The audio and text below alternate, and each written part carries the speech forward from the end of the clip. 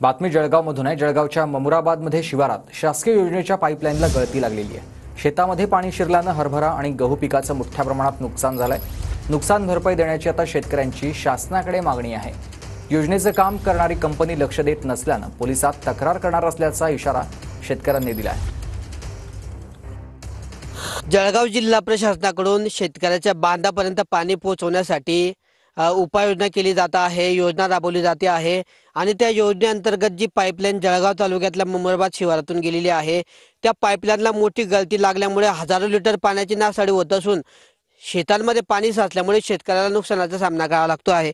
आपण आता ममुराबाद शिवारातल्या त्या शेतामध्ये आहोत आणि आपण जर दृश्यांमध्ये बघितलं तर तब्बल गुडघाभर पाणी या शेतामध्ये साचलेलं आहे।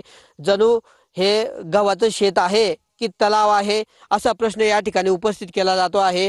गेल्या काही दिवसांपासून ही जी पाईपलाईन आहे तिला गळती लागलेली आहे आणि त्या गळतीमुळे जे पाणी आहे पाण्याची नासाडी होत असून हे पाणी परिसरातल्या शेतकऱ्यांच्या शेतामध्ये जात आहे आणि शेतकऱ्यांचं मोठं नुकसान या ठिकाणी होताना पाहायला मिळतं आहे। किशोर पाटील, TV9 मराठी, जळगाव।